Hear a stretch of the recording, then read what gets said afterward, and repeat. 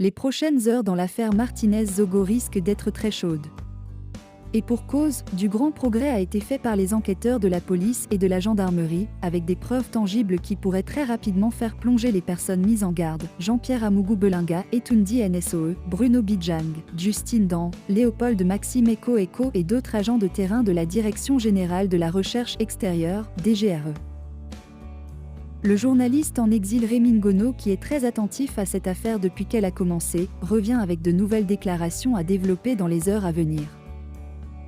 Alerte info, la boucle est bouclée, ils sont cuits, écrit-il avant de compléter que la vidéo de l'assassinat de Martinez-Zogo retrouvée dans le téléphone de Jean-Pierre Amougou Belinga. Plusieurs ministres impliqués. La dernière partie de cette phrase de Rémi Ngono signifie en réalité que les ministres seraient bien dans le coup comme on le craignait et que des éléments à charge auraient été trouvés dans les vidéos et enregistrements visionnés par les forces de l'ordre. Jusqu'ici, les noms qui reviennent avec insistance sont Laurent Esso et Louis-Paul Motaz.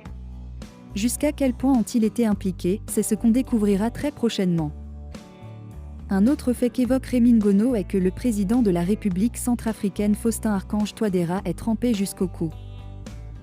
Mais aussi, un indique et lanceur d'alerte recruté par Jean-Pierre Amougou Belinga à Paris organise l'audition de Rémi Ngono au secrétariat d'État à la Défense, CED.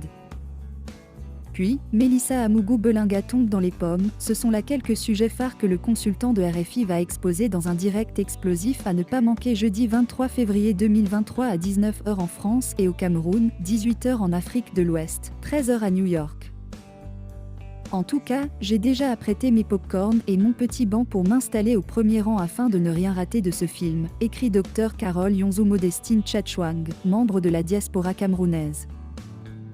En effet, le direct de Rémi Ngono s'annonce très chaud, surtout qu'il est l'un des lanceurs d'alerte fiables depuis le début, suffisant pour le faire soupçonner par Boris Berthold d'être d'une façon ou d'une autre impliqué dans l'affaire.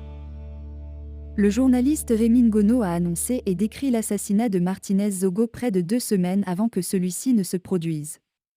Selon lui, Martinez-Zogo devait être le premier sur une liste de personnes à abattre par un prétendu commanditaire, Jean-Pierre Amougou Belinga qui est déjà aux arrêts, lance Boris.